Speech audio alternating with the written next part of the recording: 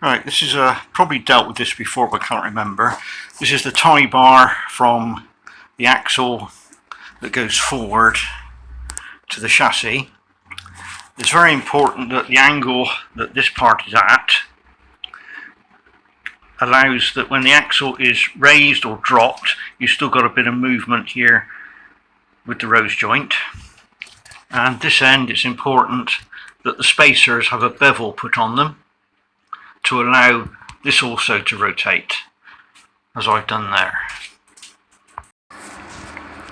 It's also important that the bar can move left and right, as you can see, or rotate slightly with suspension in fully droop and fully elevated. Now, at the moment I've got no spring in, car is jacked up, so we're hanging on the shock absorber, so we're now in the fully droop position, and I've got movement there with that lock nut locked off and that one locked off that end. So I'm now going to raise the suspension to fully compression and check we've still got some movement. I've now got the suspension in the fully compressed point, and we can see that we've still got some movement on the rose joint. So quite happy with that side.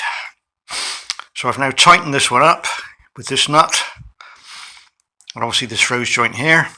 So I'm now going to mark that nut with a yellow daub of paint that lets me know I have tightened and torqued that nut up.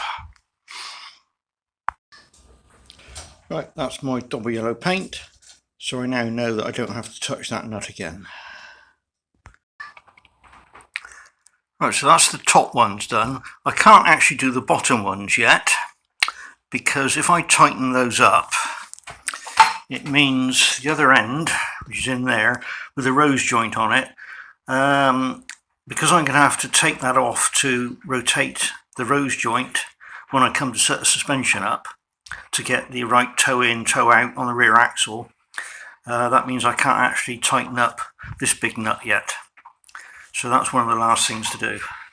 Right, now I'm going to do the same on the other side.